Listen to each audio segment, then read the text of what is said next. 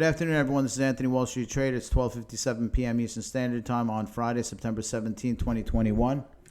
This is not financial advice. The video is intended for educational purposes only. Click the subscribe and the bell if you want to be notified when these videos come out. Click the share and the thumbs up if you want this thing to be seen by others so that we can get more awareness and interest inside of this great Web 3.0 ecosystem. And we're here to talk about the greatness of the graph. Twitter.com below the video if you want to subscribe to intraday updates, major market moves, and all that good stuff. Anyway, the graph US dollar, a little bit under pressure here. We're back at the 83-cent line. Look, nothing really has, dramatically changed over the course of the last week and a half. We've been kind of in this range, kind of a dull moment for graph holders. A couple of exciting points when we hit 95, but backed off since then. So what's the next step here? The next step is right now I'm 100% dedicated to this in terms of what I wanted invested in the graph. You all know this. I'm going to hold on to it. There's no reason to just dump it right now. I think it will go up. I just don't know exactly when. The short-term price action is a little hard to read right now. We're slightly below this line. I don't know if we're going to wind up coming back down to 76, of which I'd definitely be taking 25% more on that. I think that's a good additional point to get involved with this. Now, a couple of things why I'm a little worried about the graph US dollar. First of all, the graph Bitcoin pair is also straddling this line here. Now, I think we'll hold. I mean, if I had to bet which way the graph would go, I don't think we're going to go down further than like 81 cents.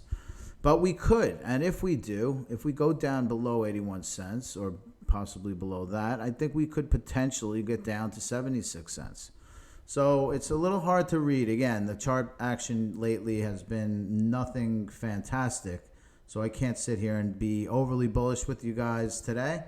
But at the same time, we're straddling support on the Bitcoin version of the graph, and we're straddling support on the graphed dollars. Now, let's just take a look at Bitcoin. For those interested, we are bullish on Bitcoin here. Certainly, Bitcoin could be the one to help the graph along the way, because it is the other input into the graph US dollar. So if we start to see a little positive action here, and I do anticipate we will see some bullishness in Bitcoin over the next few days, I think this will be a good spot for us to have a proper rally up to the 50,000 range at the very least, pulling us back into the range, actually 52,000 or 51,000 in that range.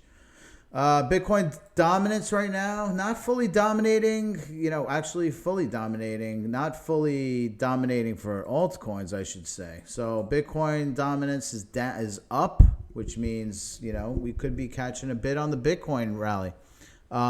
So we'll have to see how this plays out. This is just an overall indicator to let us know that Bitcoin will do better than altcoins as a general rule of thumb when price action on the Bitcoin dominance goes up.